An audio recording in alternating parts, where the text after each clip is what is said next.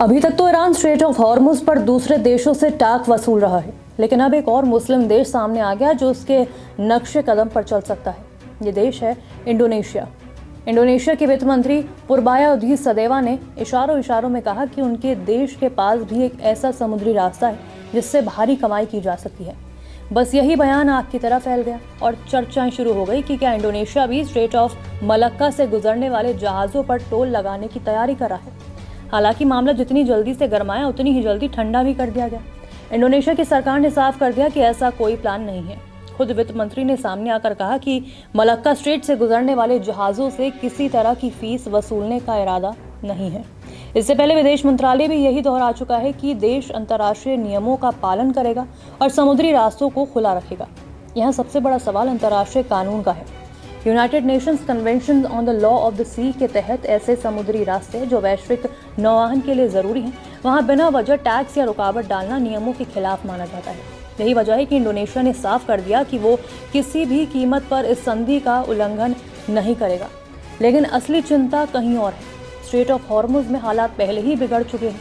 Iran और US के बीच टकराव के बाद इस अहम समुद्री रास्ते पर आवाजाही लगभग ठप हो गई है। इसके असर अब पूरी दुनिया महसूस कर रही है। तेल महंगा हो रहा है, सप्लाई चेन हिल चुकी है और कई देशों की अर्थव्यवस्था पर दबाव बढ़ रहा है।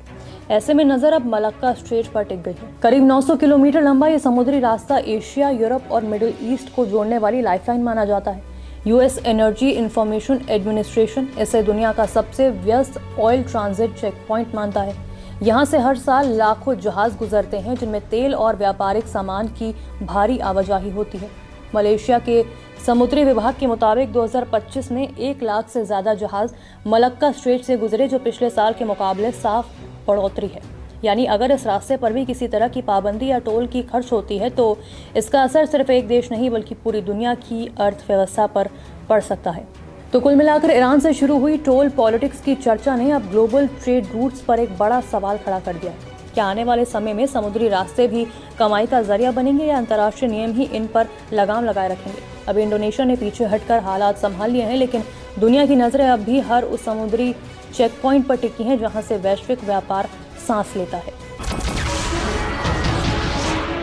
नमस्कार, मैं हूं मानक गुप्ता। अगर आपको हमारा ये वीडियो पसंद आया हो तो इसे लाइक और शेयर जरूर करें और हाँ, हमें सब्सक्राइब और फॉलो करना ना भूलें ताकि आप देश और दुनिया की कोई खबर मिस ना करें। तो जुड़े रहिए हमारे साथ और देखते रहिए न्यूज़ 24।